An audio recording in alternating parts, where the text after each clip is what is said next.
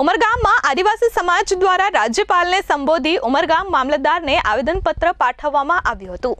ઉમરગામ તાલુકાના ગામડાઓમાં સામાજિક અને આર્થિક સમસ્યાઓનો સામનો કરી રહેલા આદિવાસી સમાજે સરકારી નીતિઓ અને નારાજગી વ્યક્ત કરી છે। આ બાબતે રાજ્યપાલને સંબોધી ઉમરગામ મામલતદાર કચેરી ખાતે આવેદનપત્ર રજૂ કર્યું છે। આવેદનપત્રમાં આદિવાસી સમાજે મહત્વની માંગણીઓ રાખી છે, જેમાં મુખ્યત્વે સ્થાનિક લોકોને કંપનીઓમાં 80% રોજગારી આપવા, કામદારોને લઘુત્તમ વેતન, પીએફ, મેડિકલ જેવી સુવિધાઓ અપાવવી, ગૌચરની જમીન ઉદ્યોગો દ્વારા સંપાદિત ન થાય તે માટે સરકારી પરિપત્ર રદ કરવો, ગામતળ અને સરકારી જમીન પર વર્ષોથી રહેતા લોકોને જમીન નામે કરવી, ઉમરગામ જીઆઈડીસી દ્વારા સંપાદિત કરેલી પરંતુ હેતુ પૂર્ણ ન થયેલી જમીન ખેડૂતોને પાછી રીગ્રાન્ટ કરવી, આ આવેદનપત્ર પ્રદાન કરવા ઉમરગામમાં આદિવાસી સમાજે રેલીનું આયોજન કર્યું હતું। આ રેલીને વાંસદાના ધારાસભ્ય અનંત પટેલ અને જયેશ બરફનીના નેતૃત્વમાં દબાવપૂર્વક આગળ ધપાવવામાં આવી હતી।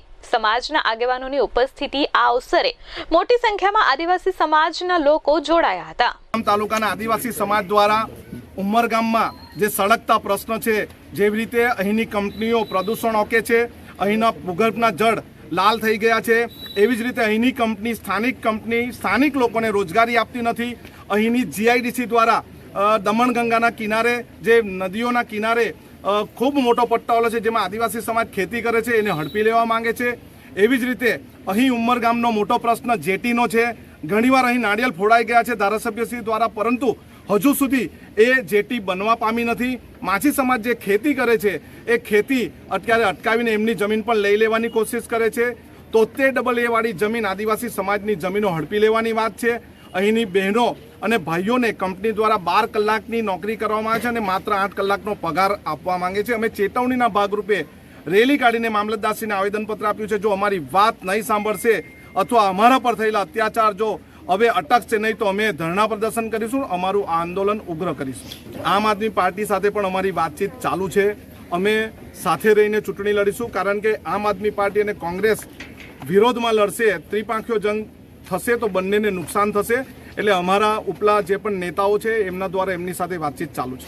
કઈ રીતે રણનીતિ રહેશે? રણનીતિ રહેશે કે બંને આમ આદમી પાર્ટી અને કોંગ્રેસ સાથે મળીને લડે એવી રણનીતિ રહેશે। અત્યાર સુધી આ જેટલી બી પંચાયતો છે તે બીજેપીનો ગઢ મનાય છે, એને તોડવા માટે કઈ રીતનું મતદારો સુધી કઈ રીતે પહોંચશો? આગળના સમયમાં જે બીજેપીનો ગઢ હતો તે કોંગ્રેસનો પણ ગઢ હતો।